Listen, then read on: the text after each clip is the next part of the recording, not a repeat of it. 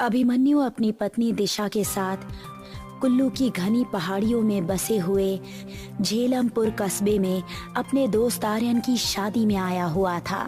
अभिमन्यु की पत्नी बहुत खुश थी। आर्यन की शादी के 2 दिन बाद अचानक अभिमन्यु को याद आया कि उन सबका दोस्त अनिरुद्ध शादी में नहीं आया। अभिमन्यु ड्राइंग रूम में बैठा हुआ सबसे बातें कर रहा था। तुम्हारी शादी में आकर बहुत अच्छा लगा आर्यन।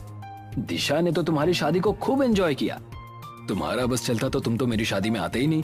मैं तो भाभी को थैंक यू बोलूंगा कि उन्होंने प्रेगनेंसी की हालत में भी मेरी शादी में आने के लिए ट्रैवल किया। अरे कैसे नहीं आती आर्यन, तुम्हें अंदाजा भी नहीं है। अभिमन्यु हर समय तुम्हारे बारे में ही बात करता है। आर्यन ये है, आर्यन वो है। और जब तुम्हारी शादी का इनविटेशन आया ना, तो मैं खुद को रोक ही नहीं पाई। मैं भी देखना चाहती थी कि आर्यन क्या है। लेकिन सच बताऊं, अभिमन्यु तुम्हारी जितनी तारीफ करते हैं ना, तुम उससे कहीं ज्यादा स्वभाव के अच्छे हो और मजाकिया हो। मेरे मजाकिया स्वभाव की प्रशंसा करने के लिए आपका बहुत बहुत धन्यवाद भाभी। एक बात बताओ आर्यन, शादी में अनिरुद्ध क्यों नहीं आया? मैं 2 दिन से आंखें फाड़ फाड़ कर उसका इंतजार कर रहा हूँ। वो तो पास के ही गांव में रहता है ना।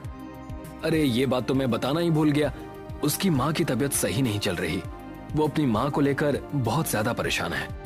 आर्यन की बात सुनकर दिशा ने अभिमन्यु की ओर देखकर कहा, हमें अनिरुद्ध की माँ को जरूर देखने जाना चाहिए, वरना उसे ये जानकर बुरा लगेगा कि हम कुल्लू आए और उसकी बीमार माँ को देखने तक नहीं गए। तुम सही बोल रही हो दिशा, तुमने मेरे मुंह की बात छीन ली। अगर ऐसी बात है तो फिर कल मैं तुम दोनों को उसके गांव ले चलूंगा। अरे भूल गए क्या? कल तो मेरी दिल्ली वापसी का रिजर्वेशन है। मैं एक काम करता हूँ, तुम्हारी बाइक लिए जाता हूँ। मैंने सुना है कि उसका घर यहाँ से 3 किलोमीटर दूर है। मैं और दिशा अकेले चले जाएंगे। अभिमन्यु की बात सुनकर आर्यन के चेहरे पर अचानक चिंता की लकीरें झलकने लगी। आर्यन का डरा हुआ चेहरा देखकर अभिमन्यु बोला, क्या बात है आर्यन, तुम्हारे चेहरे का रंग क्यों उड़ गया? दरअसल बात यह है अभिमन्यु, अनिरुद्ध के गांव से कुछ दूर पहले डायनी का इलाका पड़ता है। भाभी के पेट में 3 माह का गर्भ है और ये एक पहाड़ी इलाका है। तुम दोनों को वहां तक पहुंचते पहुंचते रात हो जाएगी और रात के समय किसी भी गर्भवती औरत का डायनी घाटी से गुजरना मौत को दावत देने जैसा होता है। आर्यन की बात सुनकर अभिमन्यु जोर जोर से हंसने लगा। तुम पागल हो गए हो क्या? दुनिया मंगल ग्रह पर कॉलोनी बनाने की तैयारी कर रही है और तुम अभी भी इन अंधविश्वास भरी बातों पर यकीन करते हो? नहीं अभिमन्यु, ये कोई मजाक का विषय नहीं है। डायनी एक तरह से डायन का ही स्वरूप होती है, लेकिन ये डायन से थोड़ी अलग प्रकार की होती है। डायनी को गर्भवती महिलाओं के गर्भ में पल रहे बच्चे बहुत पसंद होते हैं और वो उन बच्चों को खाने के लिए किसी भी हद तक जा सकती है। मैं इन सब बातों पर विश्वास नहीं करती। मैं एक नए जमाने की लड़की हूँ और मुझे लगता है कि आपको भी इन सब बातों पर विश्वास नहीं करना चाहिए। मैं भी अभिमन्यु के साथ शहर में ही पढ़ा लिखा हूँ भाभी, लेकिन डायन भूत प्रेत इन सब का भी दुनिया में अस्तित्व होता है। ये बात अलग है कि शहर के लोग इन बातों पर विश्वास नहीं करते, लेकिन हम पहाड़ों पर रहने वाले लोग इन बातों पर गहराई से विश्वास करते हैं, क्योंकि हम जानते हैं कि ये सत्य है। तुम अच्छी तरह से जानते हो आर्यन कि मुझे हमेशा से इन बातों से चिढ़ रही है। मैं इन बातों पर बिल्कुल भी विश्वास नहीं करता। अब मैं तुम्हें कैसे समझाऊं अभिमन्यु? मैं तुम्हें बताना तो नहीं चाहता था, लेकिन लगता है अब तुम्हें बताना ही पड़ेगा। सुनो, अनिरुद्ध का 6 माह का बेटा पिछले कई दिनों से लापता है और तो और उसके गांव में बहुत सी गर्भवती महिलाओं के गर्भ के बच्चे भी लापता हैं। उस गांव में आज के दिन भी डायनी का प्रकोप जारी है। लोग वहां दिन में भी जाने से घबराते हैं। अब मैं समझा, इसका मतलब ये है कि अभिमन्यु के माता पिता की तबीयत बिल्कुल सही है, लेकिन फिर भी इतनी बड़ी बात हो गई और तुमने मुझे बताया तक नहीं। मैंने तुम्हें ये सोचकर नहीं बताया कि तुम बेवजह परेशान हो जाओगे। अब तो मैं आज ही अनिरुद्ध के घर पर जाऊंगा और अगर उस गांव के बच्चे लापता हो रहे हैं तो गांव वालों को पुलिस की मदद लेनी चाहिए ना कि डायनी वाइनी जैसी बातों पर विश्वास करना चाहिए। सही बोल रहा है। गांव वाले पुलिस की मदद क्यों नहीं लेते? इस तरह से बच्चे अचानक कैसे लापता हो सकते हैं? और अगर यहाँ की पुलिस मदद नहीं कर रही तो फिर तुम लोग मीडिया वालों की हेल्प क्यों नहीं लेते? एक बार जब फ्रंट न्यूज पर बच्चों के लापता होने की न्यूज चलेगी ना, तो पुलिस अपने आप हरकत में आ जाएगी। मेरा दावा है कि इसमें जरूर किसी आपराधिक रैकेट का ही हाथ होगा। जब वो रैकेट पकड़ा जाएगा ना, तो लोगों के दिल से डायनी का खौफ भी निकल जाएगा। बेचारे गांव के लोग बहुत भोले भाले होते हैं। ये सही बात है आर्यन। आपराधिक मानसिकता के लोग गांव वालों के भोलेपन का फायदा उठाकर अपने गंदे मकसद को अंजाम देते हैं और भोले भाले गांव वालों को भूत प्रेत पिशाच का डर दिखाकर उनका मुंह बंद कर देते हैं। जबकि सच तो ये है कि ये सारी की सारी बातें किताबों और मूवीज में ही अच्छी लगती हैं। ये पूरा सच नहीं है अभिमन्यु, मेरी बात का विश्वास करो। ये सिर्फ लोक कथाएं नहीं है बल्कि हकीकत है। डायनी का अस्तित्व उस गांव में बरसों से छाया हुआ है। डायनी एक ऐसी डायन होती है जो अपने पिशाच पुत्र के साथ लोगों का शिकार करती है। वो अपने शिकार को धोखा देने के लिए किसी का भी रूप धारण कर सकती है। एक बार जब शिकार उसके चंगुल में फंस जाता है तो वो और उसका पिशाच पुत्र उसकी कितनी बुरी हालत करते हैं, तुम्हें इसका अंदाजा भी नहीं है। आर्यन की बात सुनकर अभिमन्यु और तेजी से हंसने लगा। बस बस बहुत हो गया। अब इससे और ज्यादा मुझसे अंधविश्वास की बातें झेली नहीं जा सकती। तुम मुझे बाइक की चाबी दे दो बस। मैं अभी इसी समय अनिरुद्ध के घर पर जाऊंगा और रात में ही वापस लौट कर आ जाऊंगा। और हम दोनों जब सही सलामत वापस लौट कर आएंगे ना, तो फिर तुम्हारा ये अंधविश्वास भी समाप्त हो जाएगा। आर्यन ने अभिमन्यु को अनिरुद्ध के घर जाने के लिए बहुत मना किया, लेकिन अभिमन्यु नहीं माना। आर्यन ने अभिमन्यु के सामने हार मान ली और बाइक की चाबी अभिमन्यु को थमा दी। दिशा बाइक के पीछे बैठ गई और अभिमन्यु ने बाइक दौड़ा दी। जंगल का रास्ता शुरू हो गया था। चारों ओर कोहरा फैलने लगा था और ठंड बढ़ गई थी। तभी बाइक के दोनों टायर पंक्चर हो गए। अभिमन्यु बाइक को स्टैंड पर खड़ी करके बाइक की ओर गुस्से से देखने लगा। क्या हुआ? वही जो नहीं होना चाहिए था। एक तो रात का समय, ऊपर से इस बाइक के दोनों टायर पंक्चर हो गए। टेंशन मत लो, मैं आर्यन को फोन करती हूँ।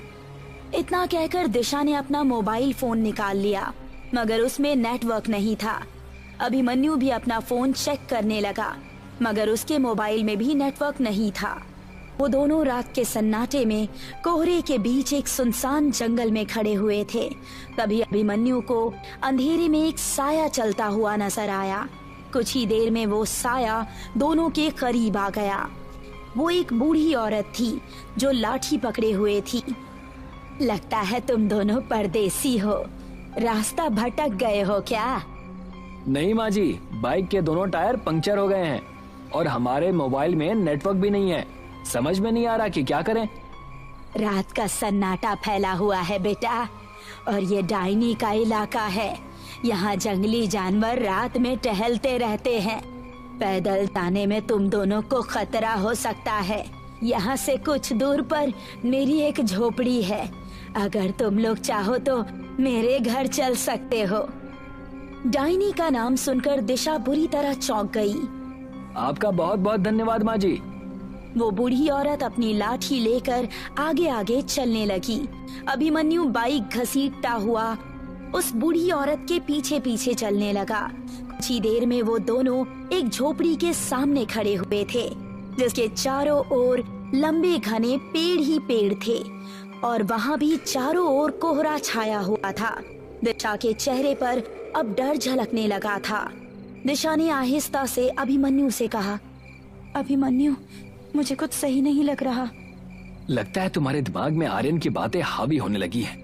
तभी उन दोनों के कानों में बुढ़िया की आवाज टकराई।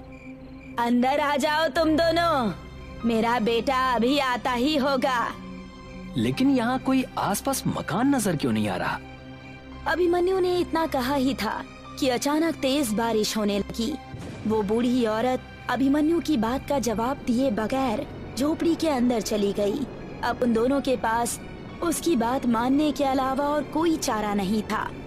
वो दोनों झोपड़ी के अंदर चले गए और वहाँ बिछी हुई एक चारपाई पर बैठ गए।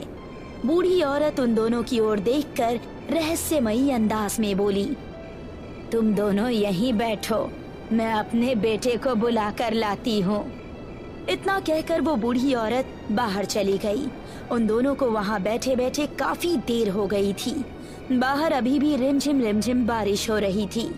दिशा ने अपनी घड़ी देखी तो वो चौंक गई। घड़ी में रात के 2 बज रहे थे। दिशा डरते हुए अभिमन्यु से बोली, मुझे कुछ सही नहीं लग रहा है अभिमन्यु, कुछ तो गड़बड़ है यहाँ पर। उस बूढ़ी औरत को गए हुए काफी देर हो गया है, कहीं आर्यन की बात सही तो नहीं। मेरे पेट में कुछ अजीब सा महसूस हो रहा है। दिशा की ये बात सुनकर अभिमन्यु बुरी तरह से चौंक गया और बोला, तुम कहना क्या चाहती हो दिशा? क्या हो रहा है तुम्हारे पेट में? मुझे यहाँ बैठे हुए काफी देर हो गई है, लेकिन अभी तक मेरे पेट में किसी प्रकार की कोई हलचल नहीं हो रही है। ऐसा लग रहा है कि मानो मैं प्रेग्नेंट हूँ ही नहीं। इतना कहकर दिशा ने अपने पेट पर हाथ रख लिया, मगर जैसे ही उसने अपने पेट पर हाथ रखा, दिशा अपने पेट को हैरत और खौफ से आंखें फाड़ फाड़ कर देखने लगी। अभिमन्यु, आर्यन की बात बिल्कुल सही थी, मेरे पेट में बच्चा नहीं है। क्या बकवास कर रही हो तुम? ये कैसे हो सकता है? इतना कहकर अभिमन्यु ने जैसे ही दिशा के पेट पर हाथ रखा, उसका पेट बिल्कुल सपाट था।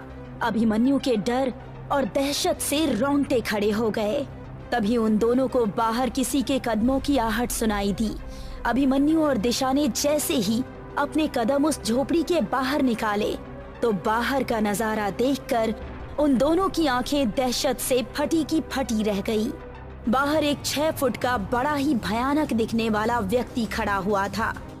उसके चेहरे का मांस जगह जगह से फटा हुआ था, उसकी आंखों से खून टपक रहा था और उस बूढ़ी औरत की आंखों की पुतलियां भी बिल्कुल सफेद हो चुकी थी। उसके दांत अजीब और बिल्कुल पीले थे। यही है मेरा बेटा। दिशा की जोरदार चीख निकल गई। कौन हो तुम? डायनी। आर्यन सही बोल रहा था अभिमन्यु। जितनी तेजी से यहाँ से भाग सकती हो, उतनी तेजी से यहाँ से भागो। अभिमन्यु ने इतना कहा ही था कि तभी वो भयानक व्यक्ति बेहद फुर्ती से दिशा के नजदीक आ गया और उसने दिशा का गला बुरी तरह से दबोच लिया। अभिमन्यु अपनी पत्नी को बचाने के लिए हाथ पैर मारने लगा कि तभी डायनी ने अपने पंजे से अभिमन्यु के कंधे को फाड़ कर रख दिया। अभिमन्यु जमीन पर गिर गया। उस भयानक चेहरे वाले ने अपने पंजे से दिशा का पेट फाड़ दिया। दिशा एक चीख के साथ ढेर होकर जमीन पर गिर गई। वो बूढ़ी औरत अब अभिमन्यु की ओर खूंखार नजरों से देखने लगी। तभी अभिमन्यु को दूर से बहुत सारी रोशनियां नजर आई। अभिमन्यु ने देखा कि बहुत से गांव वाले हाथों में मशाल लिए उनकी ओर चले आ रहे थे। जैसे जैसे वो नजदीक आ रहे थे, वो भयानक दिखने वाली डायन और उस पिशाच के कदम पीछे की ओर हटते जा रहे थे। वो दोनों धुआं बनकर गायब हो गए। उस झोपड़ी का नामो निशान तक मौजूद नहीं था। अभिमन्यु बेहोशी की गहराइयों यानी कि नींद में समा गया। तभी उसके कानों में उसके दोस्त अनिरुद्ध की आवाज गूंजी। वो गांव वालों से बोल रहा था, इसकी पत्नी मारी गई, उठाओ इसको और जल्दी ले चलो यहाँ से। अगली सुबह अभिमन्यु की आंख अनिरुद्ध के घर पर खुली। वो तो अच्छा हुआ कि मेरे पास आर्यन का फोन आ गया था। काफी देर इंतजार करने के बाद भी जब तुम मेरे घर पर नहीं आए तो मैं समझ गया था कि तुम डायनी के जाल में फंस गए हो। मैं तुरंत गांव वालों को जमा करके उसके इलाके में पहुंच गया।